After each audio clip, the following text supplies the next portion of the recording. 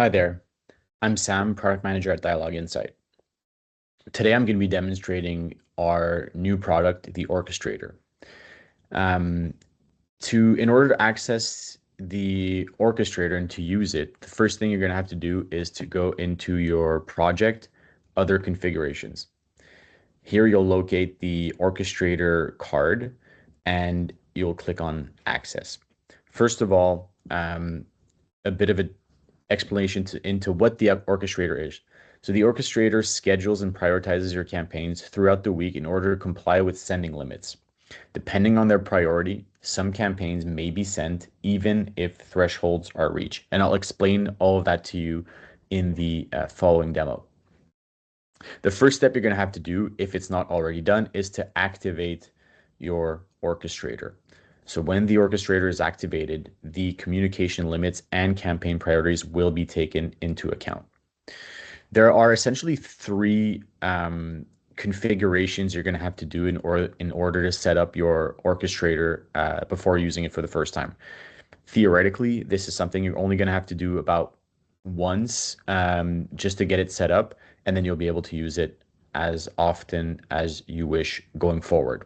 If there are any modifications you want to do to the configuration of your orchestrator, you can do that at all times. Just remember that the configurations will only be applied to any future orchestration you're going to want to do. Not so any orchestration that's in process or obviously past are not going to be taken into account the new configurations you've made. So that's something to keep in mind. The first thing you're gonna look at in your configuration is the frequency rules.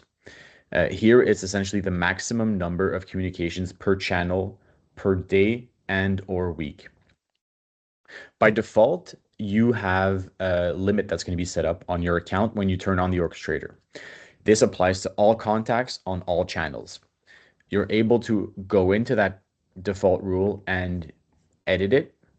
So for example, here we have one email maximum per day and 3 per week. For SMS, we have 1 per day and 2 per week, and so on for the other channels. Also note that all the channels that this will only show the channels that are activated on your account.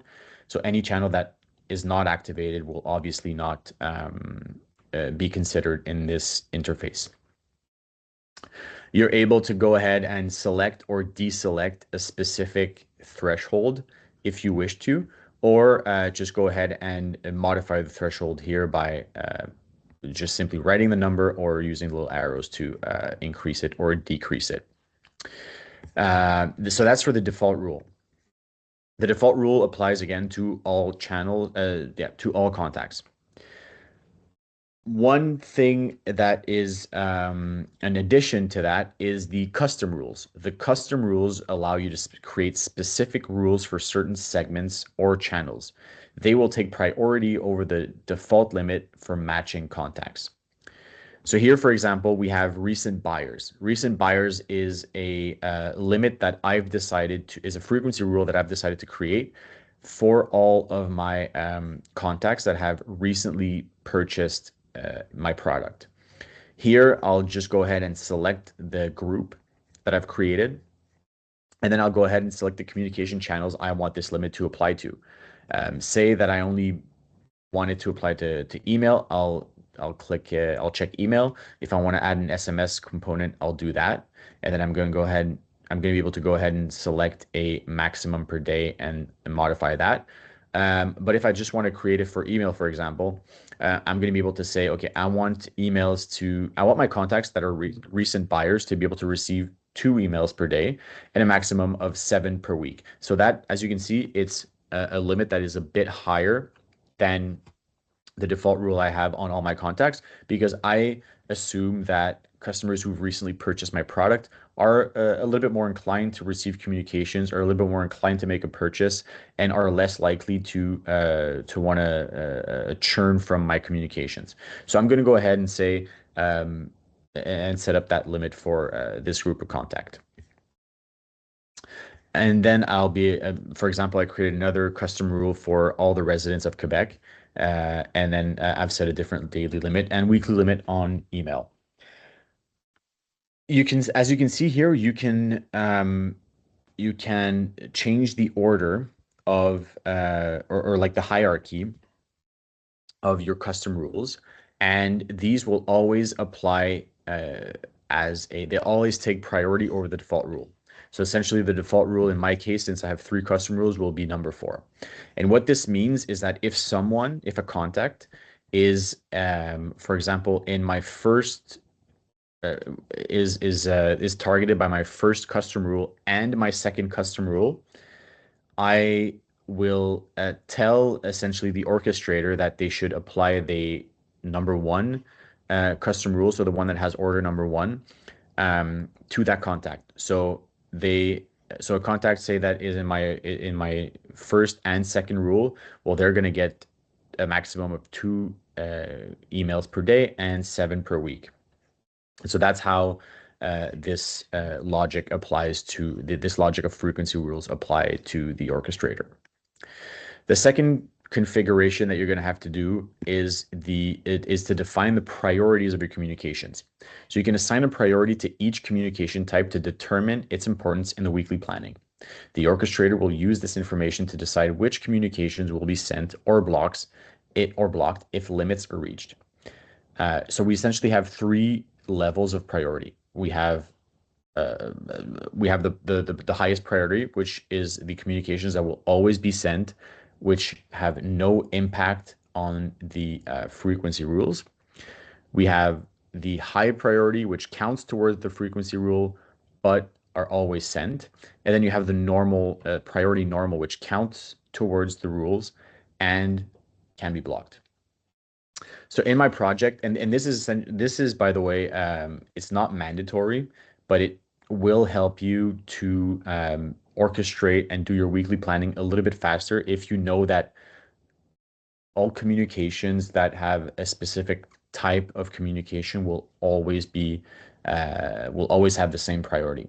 So you can decide to skip that and not have one at all because for some reason the way that you do your planning, a same communication type could have all sorts of different priorities, or you can just go ahead and add default ones.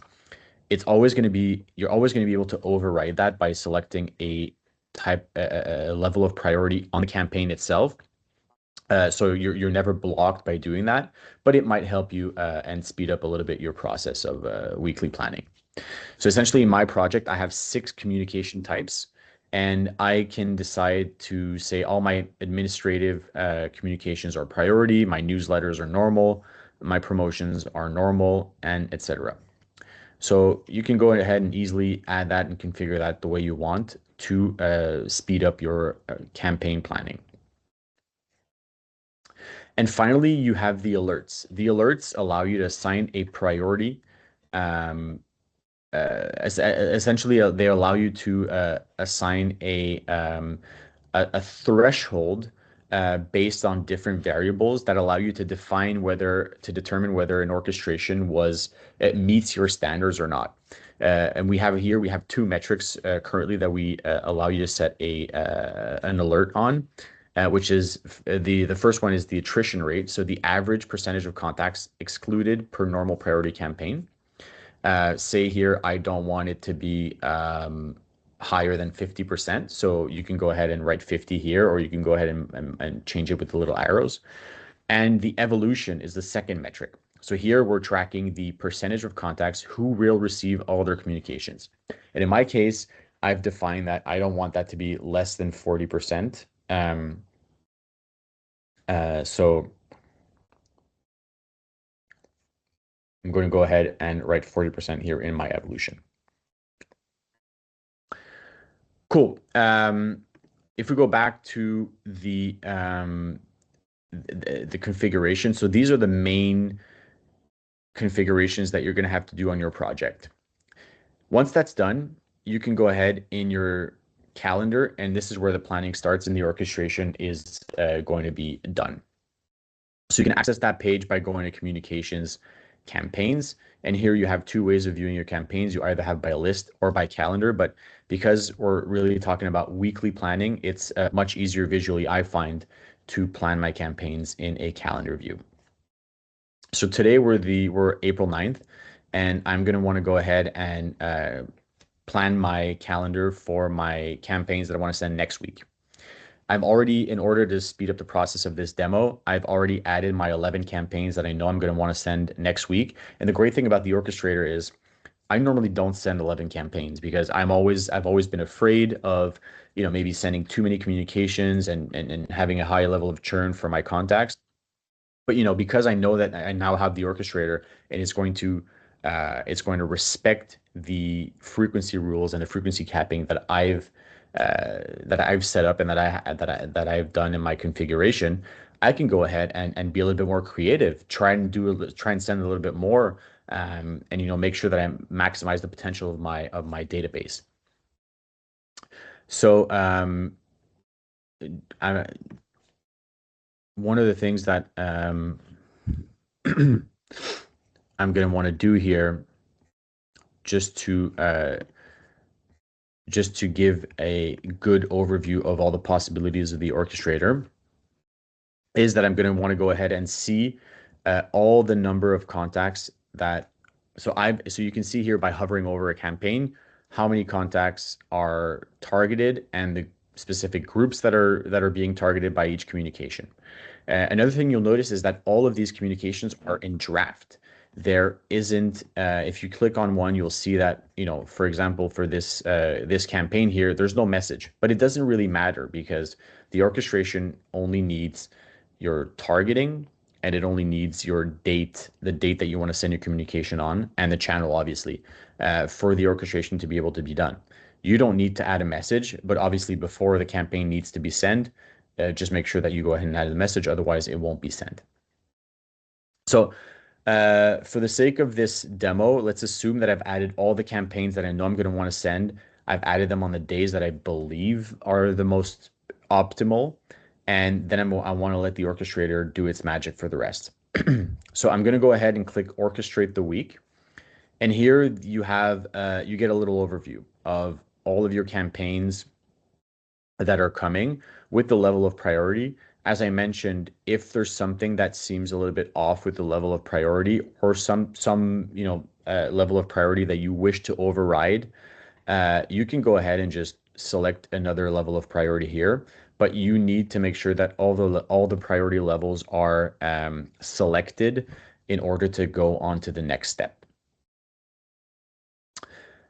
The second thing that is important when you're orchestrating a week is that you're going to probably have several campaigns that are normal priority that are going to be sent the same week.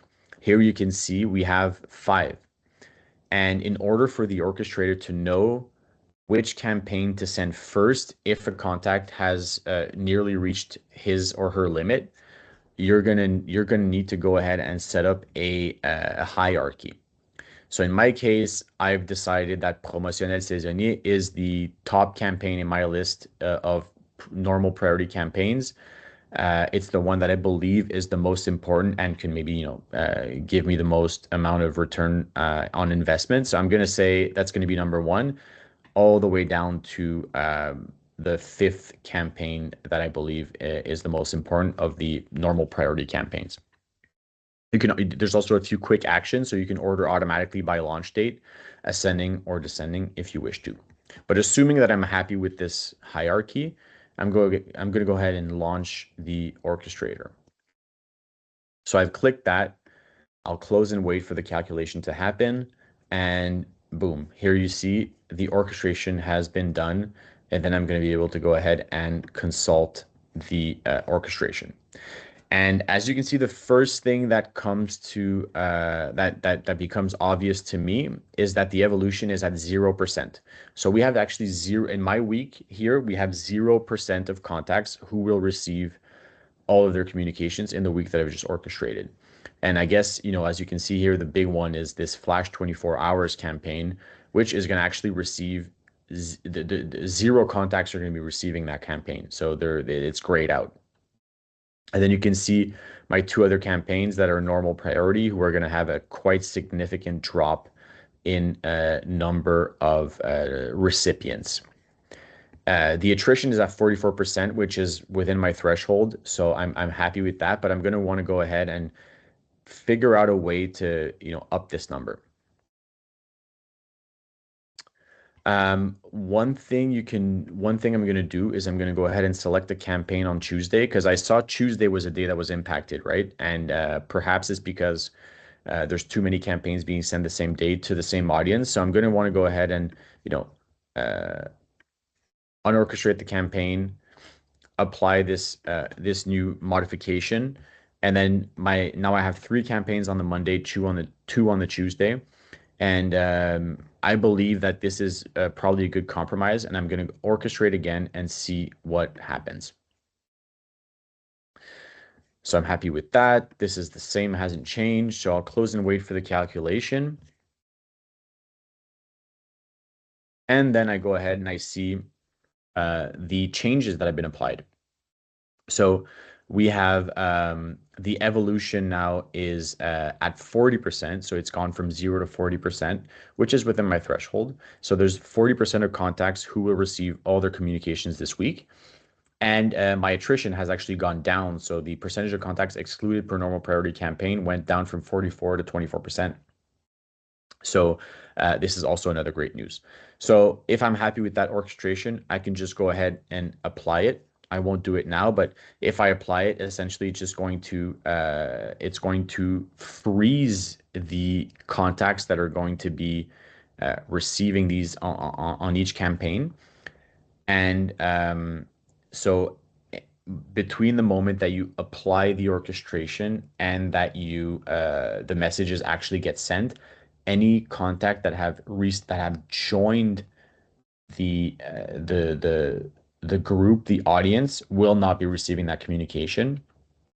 But any contact that doesn't match the eligibility of that campaign or that channel between the moment that you orchestrate and the moment that the message is being sent will obviously not be receiving that communication. So we always respect the type of communication or the channel eligibility.